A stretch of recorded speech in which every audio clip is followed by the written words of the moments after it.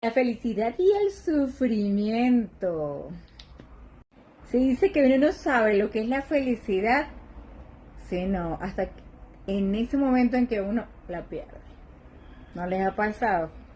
Que solo ante el dolor, solo ante el sufrimiento, ante ese duelo, ante ese problema que te está moviendo, ese piso emocional o ese piso económico o ese piso relacional, y que tú dices, uy, no soy feliz por este sufrimiento. Ay, qué mala suerte la mía. Cuando uno dice eso es que dice, wow. Empiezas a valorar los momentos de felicidad que tenías y que no te dabas cuenta que estaban en tus manos. Y la vida total en realidad es así, es una montaña rusa, sube y baja, porque hay momentos en donde más bien has tenido situaciones tan alegres, tan felices, tan divinas, que tú dices, wow, ¿cómo puedo volver a vivirlas? No, pero es parte de la vida, momentos muy difíciles y momentos muy felices. Además es lo que hace rica la experiencia de la vida. Y de hecho considero yo que ser feliz más bien es esa oportunidad de rehacer, de retomar esas experiencias, de poder ser feliz independientemente de lo que esté pasando. Sabes que lo puedes volver a retomar, independientemente de la trayectoria de lo que estés viviendo. Pues de verdad que aún en medio de los traumas, aún en medio de la situación que hayas vivido o hayas elegido como alma experimentar, la verdad es que siempre hay posibilidades. Porque todos pasamos como seres humanos por momentos, la verdad, bastante exigentes. Y bueno, superarlos es parte de esta experiencia. Ahora, nosotros como humanidad, sí, necesitamos herramientas para sanar esas heridas y esos traumas, porque la verdad es que a veces no lo sabemos, pero sí necesitamos ciertos instrumentos para trabajar ese pasado, para trabajar esa situación que nos ha marcado física o psicológicamente e inclusive espiritualmente en nuestra biografía. De hecho, de eso se trata la resiliencia.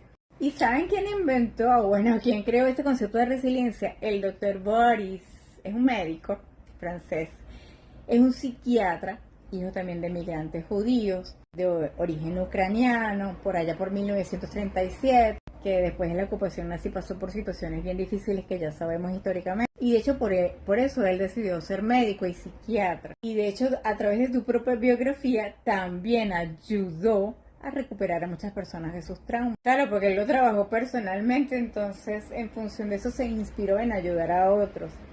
Maravillosa su historia.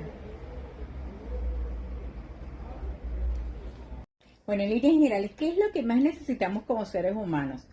Oxitocina. ¿Conocen la oxitocina? Está presente desde el momento que nacemos como bebé para ser expulsado hasta para dar la lactancia. La madre requiere usar la oxitocina y es una herramienta que tenemos siempre, siempre, en todas nuestras relaciones de vida. Y eso nos afecta tanto porque la oxitocina nos activa todo, es maravillosa para nuestro organismo. Disminuye la sensación inclusive de ansiedad, nos sentimos más seguros, más protegidos, el corazón funciona mucho mejor, baja los niveles de colesterol. Sentirnos acompañados y acompasados por otros también nos da placer, también nos hace generar más oxitocina, más dopamina. Quienes han pasado o hemos pasado en algún momento alguna depresión en nuestra vida, sabemos lo importante que es, o los que han leído, bueno, también, lo importante que es producir la oxitocina y la dopamina por nosotros mismos, sin tomar ningún psicotrópico. Estas dos hormonas es importante reconocerlas y recordarlas, oxitocina y dopamina, porque esto nos apoya y nos sirve para todo, las relaciones, para llevar nuestra vida a vida, para generar inclusive negociaciones. Qué importante. Ahora, para todo esto también es importante entender nuestro sistema nervioso, cómo lo genera, cómo es esto. Bueno, resulta que también en nuestro sistema nervioso hay un sistema nervioso vegetativo, que está todo formado por todo este conjunto de neuronas que regulan y que tienen que ver con esas funciones que son involuntarias, es decir, no la estamos controlando, es involuntario. Entonces, nuestro sistema se subdivide por el sistema nervioso simpático y el sistema nervioso parasimpático. Son dos sistemas completamente antagónicos, simpático y parasimpático. El simpático está relacionado más con la acción y el parasimpático con el reposo. El simpático tiene que ver con la supervivencia, el estado de alerta, son los mecanismos de aceleración o fuerza, de contracción cardíaca por si acaso, si tienes que estimular alguna reacción muscular, vasodilatoria, el corazón, cualquier reacción importante para que implique algún riesgo, se actúa a través de este sistema. La dilatación de las pupilas, imagínense, para poder observar mejor si es una situación de terror. Genera adrenalina y cortisol. Sirve para mantenernos y cuidarnos en situaciones novedosas. Sirve para la reacción ante un estrés. Así que es súper necesario para la salud, entre otras cosas. ¿Ok?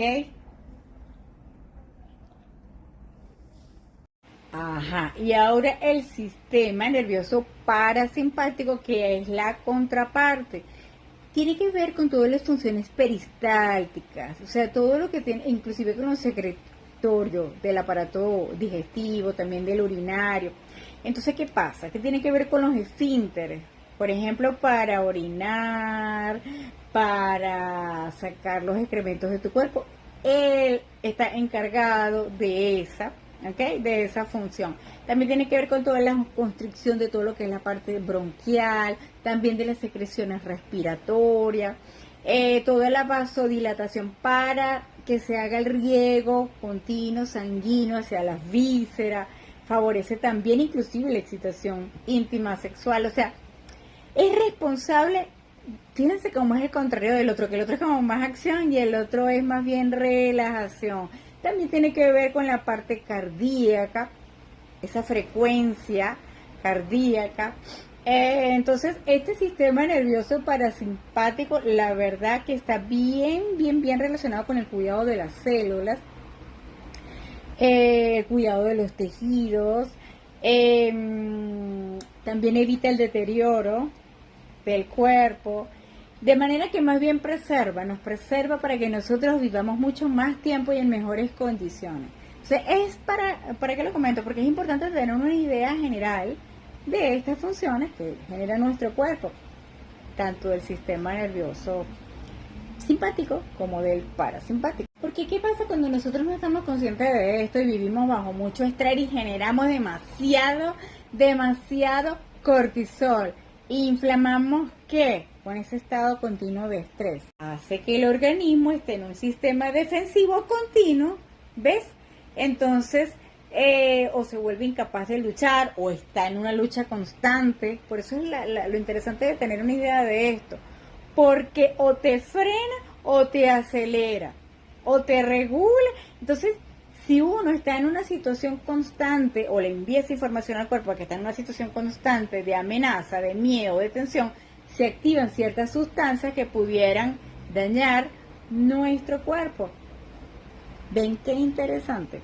Cuando afecta nuestro sistema inmunológico, estamos menos preparados para defendernos ante una situación que de verdad pudiera ser real, amenazante.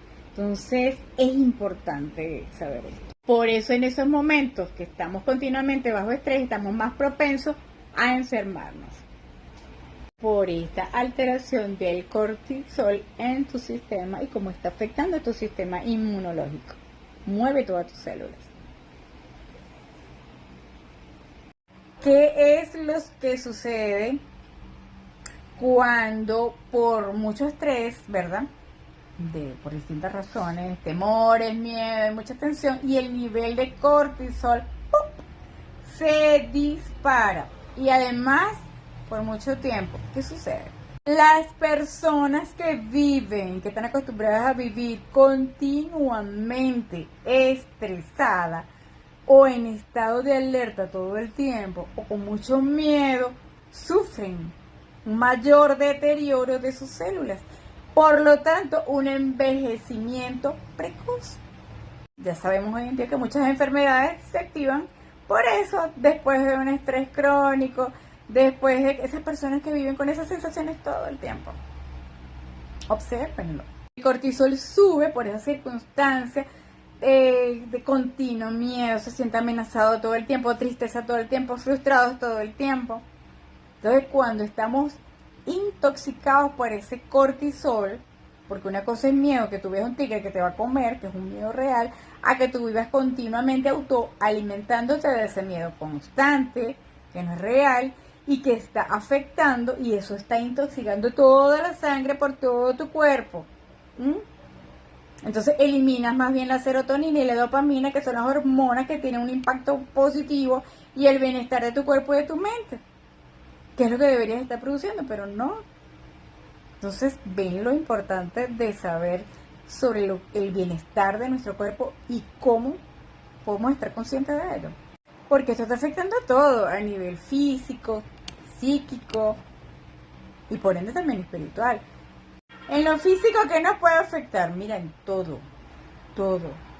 Ese temblorcito que te da en el ojo que no lo puedes controlar, ojo con eso.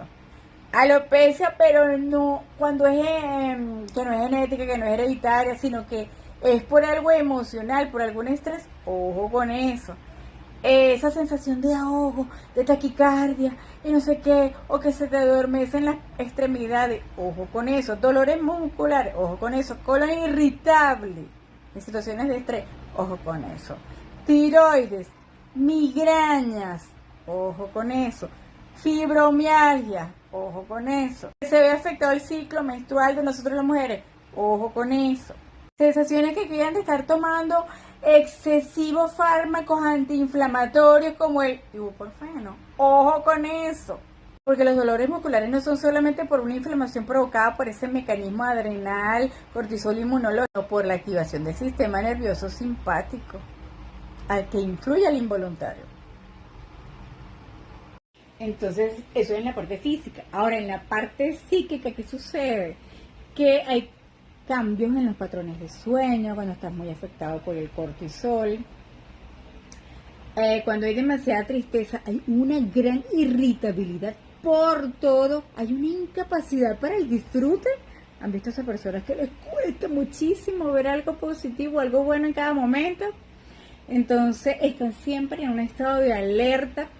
Están siempre en un estado de depresión continua, y estas depresiones vienen de vivir en ese estado continuo de alerta, de vivir en situaciones de altos niveles de cortisol, y su memoria está todo el tiempo conectada con eso. De hecho, el hipocampo es el que está afectado porque es el encargado fundamentalmente de evaluar esos niveles de cambios de cortisol, es el responsable. ¿Y qué sucede con esa parte del cerebro? Bueno, alguna vez nos ha pasado, ¿cierto? Que cuando estás nervioso en algo, aunque lo sepas, te afecta y te bloquea. ¿Ves? Entonces eso también afecta, no nada más en lo físico, sino que también en lo psicológico, en lo mental. Entonces los bloqueos simplemente nos está siendo afectado por esas memorias guardadas allí en el hipocampo, y que provocan continua sensación de más y más temores infundados, hasta que tú mismo haces que se generen y se vuelvan una realidad, proyectados en tu espacio. Y un detalle importante de comentar aquí es que a todos nos pasa, aunque no nos demos cuenta, es que la mente no difiere de la realidad y de la ficción. Tú ves una película de terror y tu conciencia, ay no, es que eso es una película. No, tú te lo puedes decir con la mente, pero en realidad ya está captando que hay algo allí de la que tiene que resguardarse. No lo está imaginando, lo está captando como un hecho real. ¿Me explico? Aunque para ti sea una gracioso ver películas de terror, el cerebro está estresado, más la vida que tú le estás dando, entonces la estás llenando de pensamientos tóxicos. O si juegas todo el día con videojuegos de guerra, entonces, o ves películas de puro drama y de dolor. Entonces la mente tiene una extraordinaria función, el gran influencia sobre el cuerpo. Entonces, si ya sabemos que los pensamientos influyen de forma directa en el organismo, ¿qué le estamos metiendo? Basura. Que eso es lo que está segregando tu cuerpo, la orden que tú le estás dando, y que está segregando oxitocina, dopamina, más cortisol. así como el ejercicio también afecta muchísimo, ¿verdad? Para generar menos cortisol, más dopamina, más oxitocina, pues también la alimentación, ya lo sabemos, pero bueno, vamos a meterlo porque es importantísimo. La alimentación también es importantísimo si nos amamos, obviamente, para nuestra salud. ¿Por qué? Sabemos ya que hay muchos alimentos que están altamente relacionados con enfermedades, con procesos inflamatorios, que no son necesarios para la salud, aunque no los vendan como tal. Y estoy hablando de enfermedades que se consideran dentro de la matriz bien graves. Entonces no es un tema que uno pueda desdeñar como que, ay, bueno, no importa, me voy a llenar de chuchería y eso no importa. Sí importa. Porque estemos conscientes o no, estamos afectando, estamos perjudicando al sistema autoinmune. Estamos alimentándonos con cosas demasiado procesadas, aunque creamos que, bueno, porque soy vegano es maravilloso. No, mentira, igual te estás llenando hasta de frutas que tú crees que son verdaderamente directas de la naturaleza y están muy modificadas genéticamente. Entonces es importante que estemos claros en que muchos alimentos, primero, no son tan naturales como los pintan, pero muchos alimentos están tan procesados y activan tanto la inflamación en nuestro cuerpo, que tienen una relación alta con la liberación de insulina por parte del trabajo que hace nuestro páncreas, ¿ves? Que son típicos, como por ejemplo los que consumen alcohol en dosis alta. Entonces a lo mejor no somos alcohólicos, pero estamos altamente afectados por alimentos saturados en azúcar, bebidas azucaradas, harinas demasiado refinadas, pan, bueno, ni les cuento. Entonces, y muy industrializados, demasiado antinatura. No comemos los verdes naturales, no comemos las proteínas naturales, sin tantas químicas, sin tantas hormonas. La vitamina D, esos fotonitos hermosos que nos regala el sol cada día. Nos damos el lujo de tomar solecito cuando podamos. Que todo esto aflora, sobre todo cuando estamos en proceso de depresión, que es una enfermedad considerable. De hecho, yo diría que la depresión es uno de los temas más importantes hoy día. Y cuando hablamos de depresión, volvemos al mismo tema. ¿Cómo está la dopamina? ¿Cómo está la serotonina? La estamos produciendo nosotros mismos, con nuestra alimentación, nuestros ejercicios adecuados, con nuestros pensamientos adecuados, con la meditación para limpiarnos de esos pensamientos tan tóxicos. Qué importante darnos cuenta y tomar conciencia sobre esto. La depresión es la enfermedad de la tristeza. Quien lo ha vivido lo entiende. El que no ha vivido una depresión de verdad que no sabe lo que es la profundidad de una gran tristeza. A veces una depresión, pues, nadie está al tanto de no vivirla, ¿ok? Pero a veces puede ser tan fuerte, tan profunda, porque hay la depresión ligera, hay una depresión media y hay una depresión que es mucho más moderada, más profunda. En estos casos, inclusive, pueden llegar a tener deseos suicidas. ¿Ok? Entonces es importante que nos demos cuenta de en qué punto,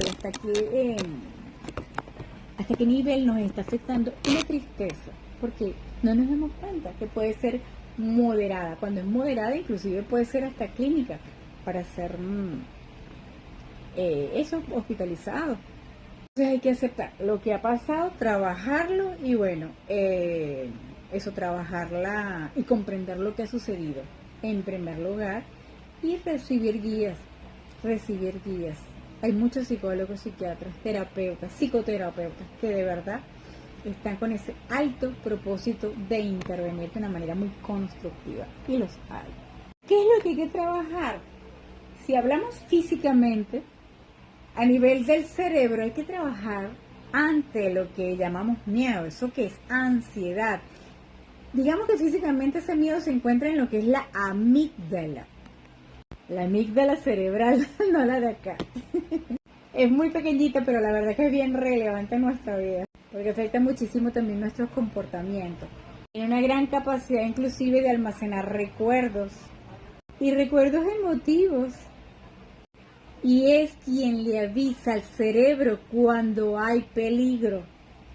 para que active, si es que es necesario, una respuesta o una reacción ante ese miedo o ante esa ansiedad. Entonces, el hipocampo es el fundamental en lo que es la memoria y entre lo que llamamos el aprendizaje, ¿okay? Es el que codifica todos esos sucesos que vemos como amenazantes o traumáticos y en forma de recuerdos. Una persona que vive constantemente interpretando la vida como miedo, como lo peor, de lo peor, de lo peor que es, ¿cómo lo está proyectando hacia afuera, como que si esas amenazas de verdad fuesen reales? Y entonces, ¿qué pasa? Que el cerebro se confunde al responder y estimula las funciones del sistema nervioso, el parasimpático. Tips para estar alertas ante esto. Bueno, el miedo, en primer lugar, hay que reconocerlo. Está allí, es parte de. El miedo se vence cambiando. Primero trata de entender tus miedos. Primero que todo, cómo afrontarlos, ¿verdad? Si no es primero procesándolos. Va a disminuir, te aseguro que va a disminuir. Yo me ofrezco para las terapias. No resuena, bueno, otra persona tal vez sí. Hay momentos en los que sí necesitamos guías, la verdad, sí. No son muletas para siempre, es un momento nada más. Ahora, en la vida siempre va a haber miedo. Es normal, ¿no? Es parte de la vida, pero que esté todo el tiempo presente y que tú no confíes en ti, y que siempre estés proyectando ese miedo hacia afuera y que no pongas en marcha tu cerebro, entonces, ojo con eso. Mejora tu capacidad de atención, tu capacidad de enfoque, de intención, cuida tu alimentación, pendiente de hacer ejercicio, descansa y duerme lo suficiente para que se recupere cada célula. No consumas ningún tipo de adicción y vive el momento presente. Yo creo que eso es el regalo más valioso, porque la felicidad no es lo que nos pasa, sino cómo interpretamos lo que pasa. Es decir, la felicidad es la forma en que uno asimila la realidad que estamos viviendo. No olvides tu capacidad de elegir cada momento. ¿Ok? Tal vez no tengas control de lo que está pasando allá afuera, pero sí tienes control sobre tu elección. ¿Qué haces con eso que está pasando? Y esto me encanta a mí, de elegir más la felicidad que la infelicidad, aunque la matriz nos lleve a todo lo contrario.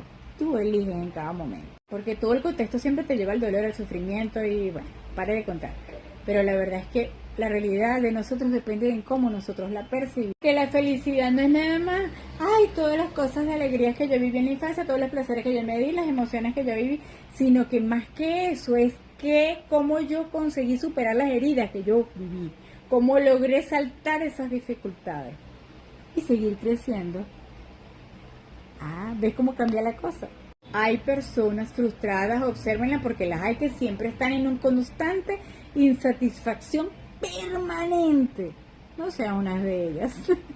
Y si lo eres, mira, lo puedes cambiar. Definitivamente la realidad de tu vida depende de cómo tú decides responder o reaccionar ante ciertas circunstancias. Y es tu mente quien fabrica tus emociones. Cuando estás pila en eso, estás alerta, alerta. ¿En qué pensamiento estás contemplando?